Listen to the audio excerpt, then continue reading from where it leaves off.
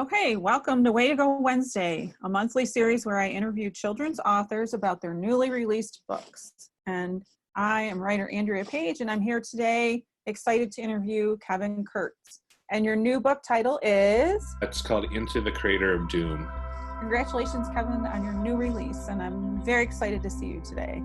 Well, thanks for having me talk to you today. Into the Crater of Doom is a book, introduces what happened to cause the extinction of dinosaurs. I'm writing for kids. That's mainly who I want to make aware of it, and this has a lot of interest for kids. Like, it's about dinosaurs. Natural disasters are also appealing to kids, and this is like the biggest natural disaster in Earth's history. I knew it was an opportunity to talk a little bit about how science is done, to let kids know this just happened. There's still a lot we're exploring and discovering. And that's so science is an ongoing process. There's so much to learn about our world. From scientific research in the last 30 years, we know that asteroid hit the Earth 66 million years ago. The impact of it created this huge crater in the Gulf of Mexico. The size of the asteroid set off disasters all over the planet. It resulted in dinosaurs and a lot of other species going extinct. Scientists started finding evidence in the late 1970s. It wasn't until 1990 that they had enough evidence buried underneath half of the Yucatan Peninsula, half the Gulf of Mexico. They discovered there was a big crater underneath there, and it was the right size and age. The asteroid hit, it blew to bits, and it blew a bunch of the rocks around a bit, spread around the planet, and created this layer in order to be big enough to cover the entire planet. Craters about 120 miles wide. Announced to the world the impact crater from the asteroid that caused dinosaurs to go extinct. So part of the reason I wrote this book, they had an expedition to go to this crater. It was buried a couple thousand feet below the ground. They sent a drill down in it to collect rocks from it so scientists can study the layers in the crater and try to learn more about what happened. The science research organization that did this is called the International Ocean Discovery Program, drilling of the seafloor in places all over the world.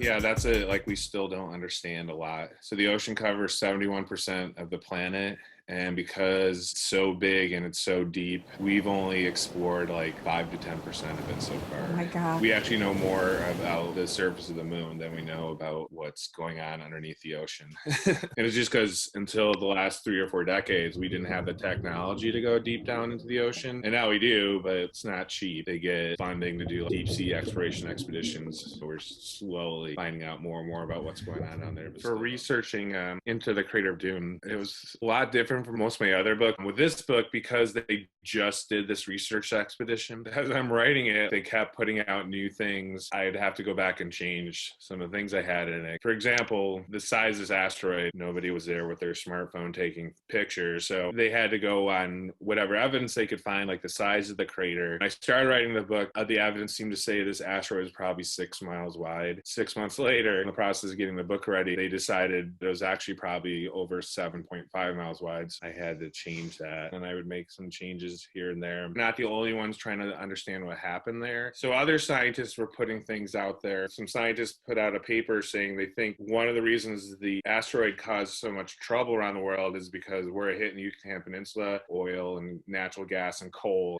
all that burned up. These fossil fuels put so much carbon dioxide in the atmosphere, caused horrendous global warming. I saw this in a couple prominent magazines and newspapers. I had scientists consult who were on the expedition to agree to read through whatever I wrote and fact check it for me. It's an interesting insight as I'm doing research to ongoing scientific research versus my other books. It's been known for decades, and at this point, nobody's disputing it. There's a lot of complex science trying to think about the best way to write it for kids and still understand it and make it interesting. That's the big challenge of writing something like this. Science is facts, but then you have to adjust your interpretations as more evidence arises. Very interesting that you had to do that throughout the writing process. It makes me wonder, in the next years, is there something else they're going to realize that make this book wrong?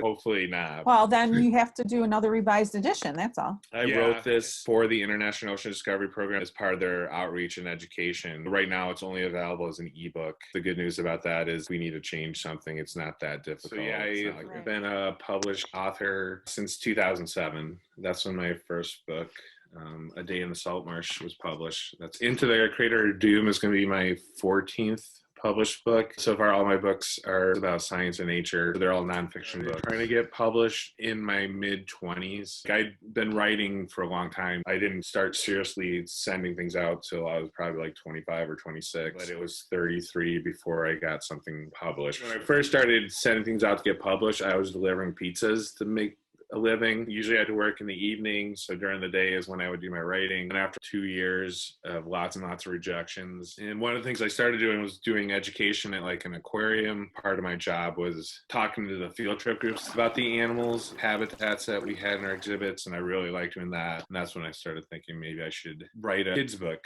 about some of these things I'm talking about. In the past couple of years, started doing a lot of work for hire book for publishers. So the work for hire is the publisher wants to do a series of books about something, and then they hire writers to write them for them. They have a much quicker turnaround from when I send it to when it gets published, and also ask me to write a book, and then I usually have like 2 months, maybe 3, to do all the research and writing and editing. So 5 of the books I've had come out in the last year are books like this. I wrote a book called Cutting Edge Black Hole Research, done some climate change.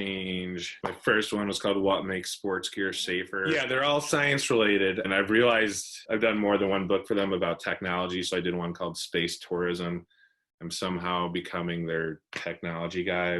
They keep sending me more and more books about technology and the future of where technology is likely to take us. So I've done the future of cities, the future of food, the future of medicine. I think it's been called STEAM teams. So how groups of scientists, engineers, and artists work together to develop new technologies. The nice thing about it is I put in the effort and it's guaranteed to be published. I'll get paid too. You're also building your knowledge thing you're writing. Yeah, I'm learning new things that may lead to me writing something on my own that I hadn't thought of before. It's definitely been worth it. After this first one, they didn't reach out to me for like over a year. But then after that, they asked me to write a couple books about climate change, and I understood their process better. So that went much quicker. Yeah, since then, it's every 3 months they ask me if I want to write 1 or 2. Even sometimes they'll ask me, do I want to write 6 books like over a 4-month period? You know, now that I'm in with them a little more, I can be a little more picky. They'll always send me in their list, there's something in there. I'm like, that sounds interesting. The main thing I'm doing right now to help